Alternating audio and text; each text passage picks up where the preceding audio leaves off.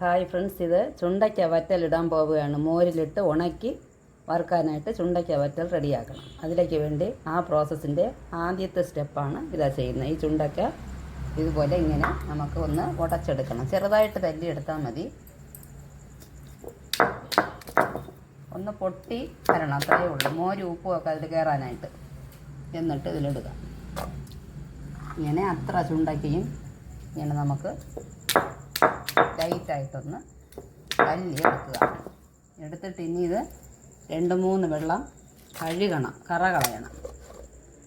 ആദ്യത്തെ സ്റ്റെപ്പ് കഴിഞ്ഞിട്ട് അത് ചെയ്യാം. ആദ്യം ഇത് തല്ലുന്നതിന് മുമ്പേ ഒന്ന് നന്നായിട്ട് കഴുകിയിട്ടാണ് ഇങ്ങനെ ഇതാ 1-2 നല്ലതുപോലെ, അതായത് നന്നായിട്ട് പൊട്ടണ്ട, ഒരു ചെറിയ രീതിയിൽ ഇങ്ങനെ പൊട്ടി വരണം. ഇങ്ങനെ തല്ലി വെച്ചിട്ട് വീണ്ടും കഴുകിയപ്പോൾ കണ്ടോ അതിൻ്റെ കറ കണ്ടോ?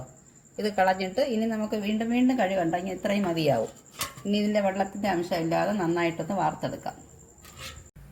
രണ്ടാമത്തെ പ്രോസസ്സിൻ്റെ രണ്ടാമത്തെ സ്റ്റെപ്പ് കഴിഞ്ഞു. ഇനി മൂന്നാമത് നമുക്ക് ഈ ചട്ടി നന്നായിട്ട് കഴുകി വെയിലത്ത് ഉണക്കി വെച്ചതാണ്. ഉണക്കി തുടച്ച് നല്ല നീറ്റായിട്ട് വെച്ചിട്ടുണ്ട്. ഇതിൽ നമുക്ക് ഇനി പുളിച്ച മോര് തന്നെ വേണം. ഇത് ഇന്നലെ നമ്മൾ ഉറവെച്ച് പുളിപ്പിച്ച മോരാണ്, തൈരായിട്ടാണ് ഇരിക്കുന്നത്. ഇതിൽ ഉപ്പ്, ഇത് ഒരു കയ്പല്ല, ഒരുമാതിരി ഒരു തുവർപ്പെന്ന് പറയും. തുവർപ്പെന്ന് പറഞ്ഞാൽ കാറൽ ടേസ്റ്റുള്ള ഒരു കാറും അങ്ങനെയുള്ള ഒരു വെജിറ്റബിളാണ് ഈ ചുണ്ടൻ. അതുകൊണ്ട് നമുക്ക് ഈ ചുണ്ടയ്ക്ക് ഉണക്കുമ്പോൾ നല്ല ഉപ്പ് വേണം. ഉപ്പും പുളിയും ഉണ്ടെങ്കിൽ തന്നെ നന്നായിട്ട് ഉണങ്ങി വരുമ്പോൾ ഇത് ഒരുപാട് ദിവസം വച്ചിരിക്കേണ്ടതാണ്. അതുകൊണ്ട് നല്ല രീതിക്ക് ഉപ്പിടുക.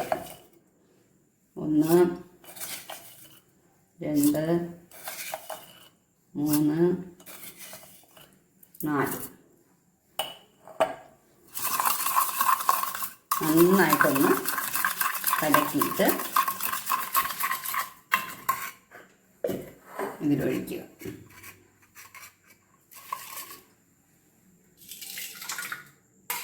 കുറച്ചൊഴിച്ചിട്ട് നമുക്ക് ഈ ചുണ്ടയ്ക്ക ഇടാം.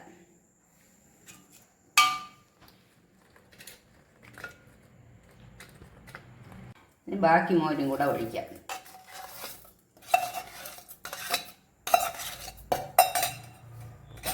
എന്നിട്ട് നന്നായിട്ടൊന്ന് കുലുക്കുക.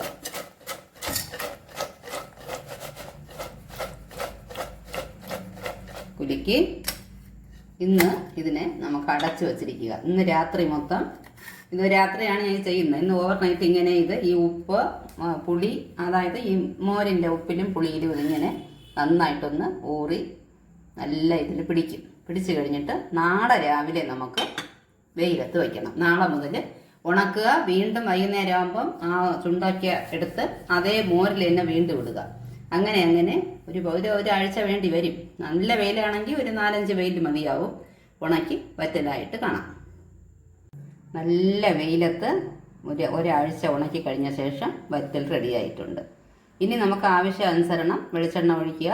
അത് നല്ലതായിട്ട് ചൂടാകുമ്പോൾ അതിലിട്ട് മുരിച്ച് ചോറിൻ്റെ കൂടെ കഴിക്കാം. നല്ല ടേസ്റ്റായിരിക്കും. Okay friends, by.